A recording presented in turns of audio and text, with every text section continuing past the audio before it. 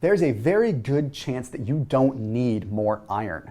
There's a very good chance that you have enough iron in your body. You're just not utilizing the right form of it within your body because you're lacking sort of the downstream minerals that you need to utilize it properly. Now, the reason I say this is because so much of your immune system is dependent on iron, but it has to be in the right form.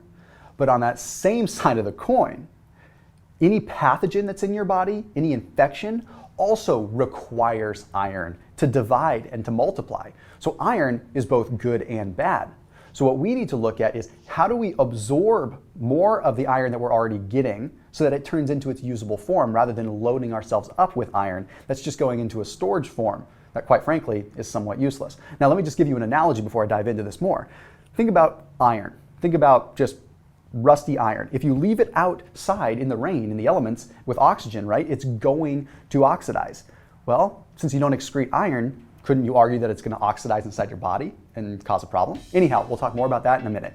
Hey, I do ask that you please hit that red subscribe button and then please hit that bell icon so you can turn on notifications and never miss a daily video on my channel. After this video, I do recommend you check out Thrive Market. They're a big sponsor and supporter of this channel, and they're an online membership-based grocery store. So highly recommend them. Check them out down below in the description. Trust me, you won't be disappointed.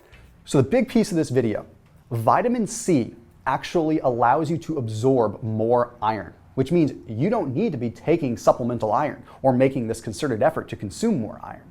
If you consume vitamin C and you actually have vitamin C in the proper forms, then you're going to utilize that iron better. You see, you have heme iron and you have non-heme iron. Heme iron comes from like the meat sources and the fish sources, things like that. The non-heme iron generally comes from like soy and plant sources and stuff like that. Vitamin C enhances the absorption significantly. You see, what it does is because absorbic acid is an acid, it sort of creates an iron chelate complex when it combines with iron, so it absorbs better through the small intestine. Otherwise, iron can just sit in our intestinal tract, quite honestly, and just oxidize. So it allows the absorption by combining it with that acid of vitamin C. The problem is we don't create vitamin C naturally. We need to get it from the diet. So studies have shown that vitamin C increases the absorption of non-heme iron by 4-fold. Meaning if you're getting iron from like a plant source or anything like that, if you consume vitamin C with it, you get a big absorption. Now, all you need literally is 25 to 100 milligrams of vitamin C along with a plant source of iron. However, with a meat source like red meat, you need like 200 milligrams of vitamin C just to absorb 30 milligrams of iron. The point is that vitamin C is quite critical. So simple news here, if you're having a steak or you're having some meat, have a side of Brussels sprouts or take a vitamin C tab and it will help you absorb and utilize that iron. So you actually have a usable absorbed form within your body. But it's not that simple. It goes further down the line. You see, iron is super critical to a lot of different functions. Okay, DNA, oxygen transport, everything like that. Very, very, very critical. But it's also very, very volatile. You see, in the same way that iron feeds immune cells, iron also fuels pathogens. Pathogens and bad infectious diseases, things like that, they need iron. A lot of times when you see people having an infection or when they have high levels of inflammation, well, dramatically they see their iron levels go down. Well, that's a clear indicator, right? But additionally, they see ferritin, which is the storage protein for iron, go up, meaning the body is trying to do its job of sequestering iron and putting it into a storage form. Long story short, what this really means for you is that we need to make sure that iron is going to the right place and not just loitering around becoming an issue.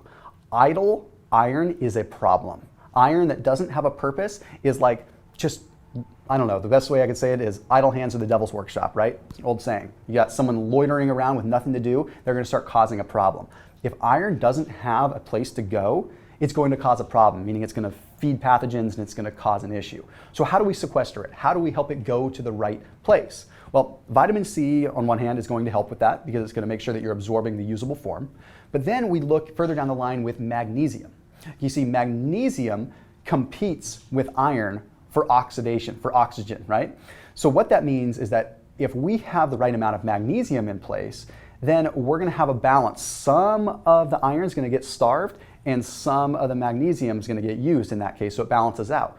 The issue is most of us are severely magnesium deficient and we're not iron deficient. But what do? Well, we're constantly told that we're anemic because our blood levels of iron are low even though our storage forms are high. So we take more iron.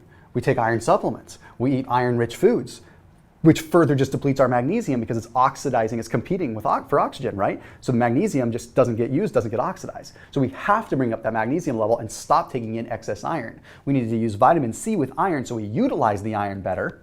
And then we need to make sure that we're taking magnesium so that the iron doesn't just run amok. Remember, you cannot excrete excess iron. So it has to go to the right place. So if you take that magnesium in, it can help. Now, I can't tell you exactly how much to take, but I will say that you should just have a baseline of magnesium. Usually, RDA is going to be like 400 milligrams on most supplements, okay? Now, it goes a little bit further though.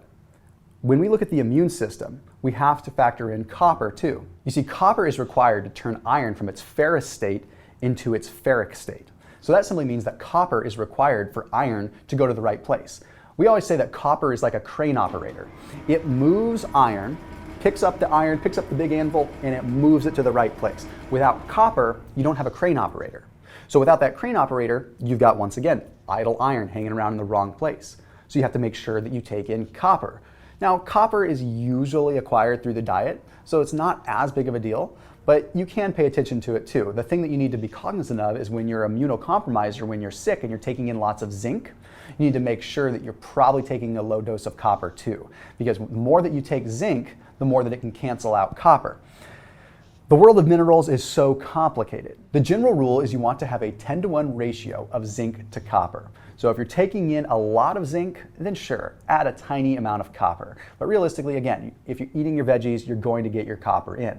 I think the one that takes the hit the most is the magnesium. So you need to stop trying to consume extra iron because that iron can feed a disease. And you need to upregulate that magnesium. So this is called the root cause, right? You start looking down and you drill down into what the root cause of a lot of different mineral imbalances and issues are within the body, and that's where you come up with that term. Some of the people that watch my channel know a guy named Morley Robbins who talks about this kind of stuff all the time. Magnesium really comes down to being the thing we need to focus on. So vitamin C, magnesium, copper, and then of course zinc if you're immunocompromised. Those are the things that you need to focus on. So your takeaways for all this. Vitamin C with your meat. Okay, that is imperative. That's something that you should take together because it needs to be taken together for absorption. Okay, magnesium doesn't need to be taken at any specific time. Just keep your blood levels higher. Take magnesium supplements and get it in there because without it, everything falls apart. Okay, copper you can get from your diet, but if you don't feel like you're getting it from your diet and you can do a quick Google search on copper-rich foods, then take a small copper supplement. Zinc, you probably shouldn't be taking zinc unless you're showing symptoms of zinc deficiency, like your hair's getting brittle, your nails are getting brittle, your skin is dry, maybe you have a lot of dandruff and things are flaking off, or you're immunocompromised because when you're sick or when you're stressed out, you do deplete some of your zinc as well. That's the only time I would recommend taking zinc. You don't take it all the time unless you're specifically trying to go for testosterone goals, which is a story for a different day. So anyhow, hopefully this gives you the quick root cause of how you can stabilize some of your immune system and how iron plays a big role. I'll see you soon.